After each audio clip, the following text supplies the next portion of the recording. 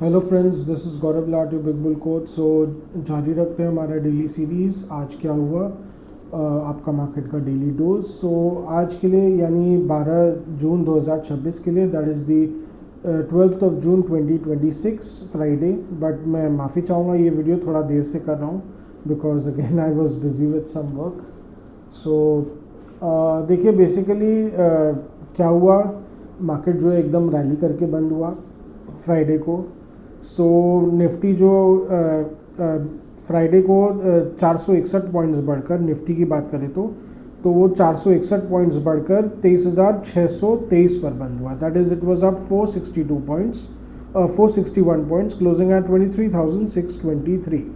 और वही bank Nifty की बात करें तो वो 1,638 पॉइंट्स बढ़कर 56,815 पर बंद हुआ। That is it was up 1,638 points closing at 56,815, up 3%, while Nifty closed up 2%. So finally Friday को एकदम धमाकेदार रैली के साथ बाजार बंद हुआ। तो देखिए बाजार खुला तो तेज़ी के साथ ही था, ऑलमोस्ट 100 पॉइंट्स 120 पॉइंट्स की तेज़ी के साथ। सो बट अगेन वहाँ से थोड़ा सा देखिए करेक्शन तो नॉर्मली था, इट वाज एक्सपेक्टेड। कहीं ना कहीं प्रॉफिट टेकिंग आएगा। सो निफ्टी उसके बाद again it manage to consolidate around 23,350 and then it dipped lower to 23,320। But कहीं ना कहीं सेलिंग एग्जॉस्ट हो जा रहा था, यही समझ में आ रहा था कि ज़्यादा नीचे कोई बेचने में इंटरेस्टेड नहीं है। तो ऐसा क्यों? क्योंकि यूएस मार्केट में थर्सडे को एकदम ज़बरदस्त रैली देखी गई थी। सो अमेरिकन मार्केट्स में ज़बरदस्त तेज़ी एज इट इज़ देखी गई because there were reports that US और ईरान के बीच जो है पीस नेगोशिएशंस चल रहे हैं। ट्रम्प बाबू ने धमकी दी थी कि अगर थर्सडे तक ईरान जो है बातचीत पे नहीं आता है तो ईरान पर बड़े हमले कर सकते हैं। सो कहीं ना कहीं क्या पता उसका असर हुआ हो। सो ईरान के साथ फिर बातचीत, ये रिपोर्ट्स आए कि बातचीत अब चल रही है और हो सकता भी फाइनल स्टेजेस में ही हो। और फिर जैसे जैसे दिन आगे बढ़ा, ऐसे निफ्टी तो खुला ही था ऊपर, थोड़ा सा करेक्ट किया, so it was normal. But जैसे जैसे दिन आगे बढ़ा तो around after 1 PM there was news, there were unconfirmed reports though that Iran ने जो ज़्यादातर टर्म्स है वो अग्री कर लिए हैं। And this is being said that is direct talks between US and Iran on going. हालांकि पीछे पीछे से थोड़ी सी अभी भी डिनाइल आती रहती है वहाँ ईरान की तरफ से कि नहीं, अभी भी पूरा मसौदा तैयार नहीं है, ये टेंटेटिव है, दिस एंड दैट। बट कहीं ना कहीं मार्केट ने जो अनकन्फर्म रिपोर्ट्स पे भरोसा करना मार्केट को गंवारा था, तो ठीक है। तो देखिए यूएस फ्यूचर्स में रैली देखा गया। US futures which were up around 50 to 100 points, उनमें सडन रैली देखा गया। तो एकदम से डाउ फ्यूचर्स जो है वो 200-250 पॉइंट्स ऊपर हो गए। तो एक सडन रैली देखा गया जिसके कारण अगेन फ्रेश एमो मिल गया एकदम यहाँ के बुल्स को। तो जिसके कारण जो अगर आप देखें तो चार्ट्स में देखें तो बैंक निफ्टी में एक मेजर स्पाइक देखा गया और फिर उसके बाद साथ साथ फिर इंडियन निफ्टी में भी मेजर स्पाइक देखा गया। तो ऑफकोर्स रैलिंग गेन्स आए, नो डाउट। इसमें बाइंग हुई है, बाइंग के कारण ही मार्केट बढ़ पाया है। सो बहुत स्पेकुलेटिव बाइंग भी इनिशियली आई होगी, जिसके बाद ऑफकोर्स इंस्टीट्यूशनल बाइंग भी आई है। सो आज तो फाइनली भाई आज बिकॉज एज इट इज़ अगर आप देखें तो निफ्टी जो है लार्जली 23,100 से लेकर 23,400 के जो रेंज में फंसा हुआ था। सो लग रहा था कभी ना कभी एक बार ब्रेकआउट कर सकता है, तो फाइनली आज ब्रेकआउट आ ही गया। हाँ, माइनर रिट्रेसमेंट जो सुबह को हुआ उससे थोड़ा सा देखिए अच्छा भी हुआ।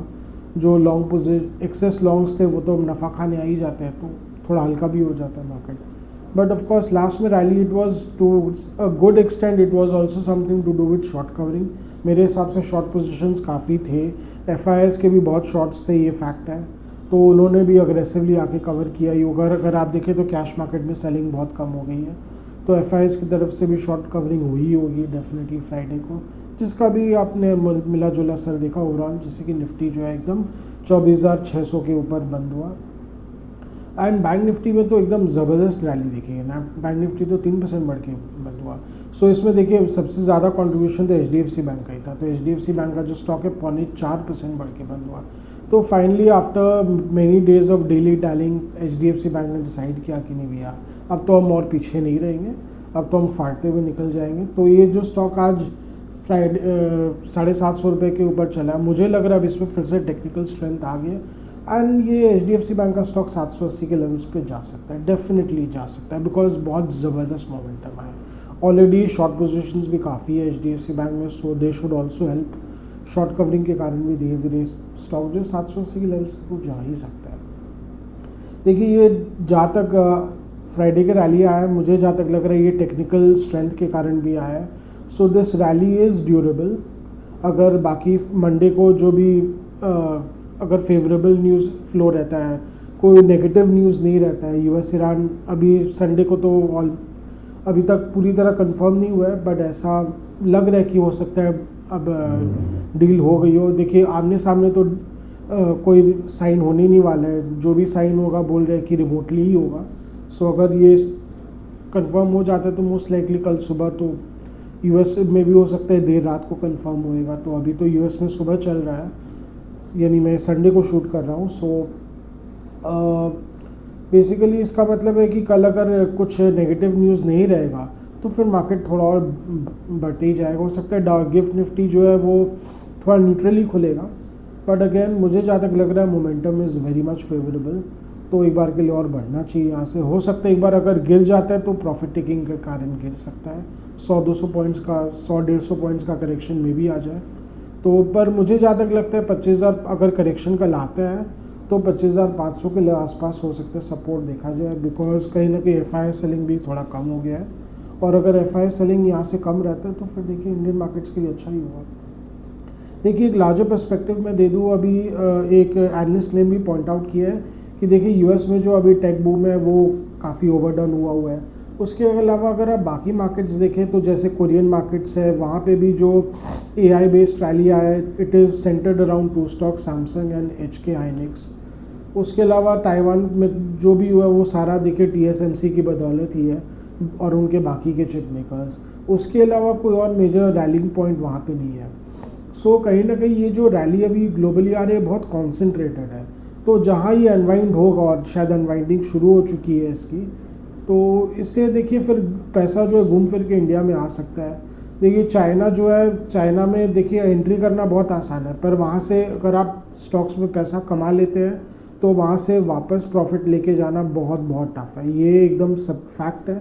China government time to time इसको एकदम डिनाई भी करती रहती है, पर एक्चुअल में जो ग्राउंड में लोगों को पता है कि वहाँ से पैसा निकालना इतना आसान नहीं है। अगर आप प्रॉफिट निकालना चाहते हैं तो आपको कहीं ना कहीं फिर चाइना से अपने होम कंट्री को बोलना पड़ेगा कि चाइना से इतना इतना सामान इंपोर्ट करे, चाइना गवर्नमेंट खुश होगी तब हो सकता है अलाउ करेगी।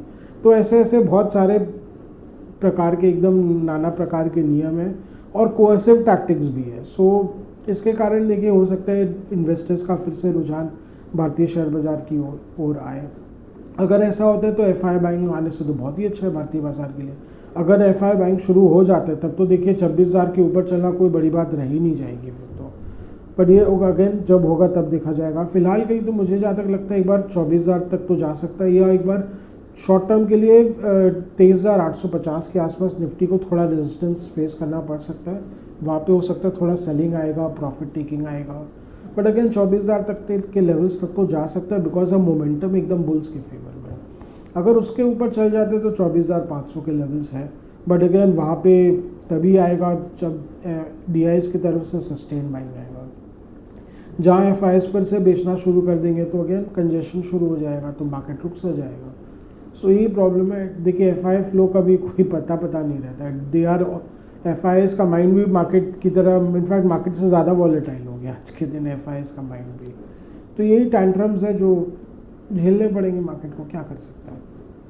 अगर FI बाइंग शुरू हो जाता है तब तो मैंने बोला ही 26,000 का निफ्टी तो कहीं नहीं गया, पर अगेन प्रॉब्लम ये हो जाता है ना, जहाँ FIs बाइंग करना शुरू कर देते हैं तो मार्केट ऐसे भागने लगता है, तो प्रॉब्लम ये होता है कि वो ढंग से फिर बाइंग कर भी नहीं पाते हैं। सो मार्केट अब इतना मैच्योर हो गया इंडियन मार्केट्स की, ये भी एक कारण है कि FIs बहुत फ्रस्ट्रेट हो गया है, क्योंकि इंडियन मार्केट्स ही इतने मैच्योर हो गए हैं।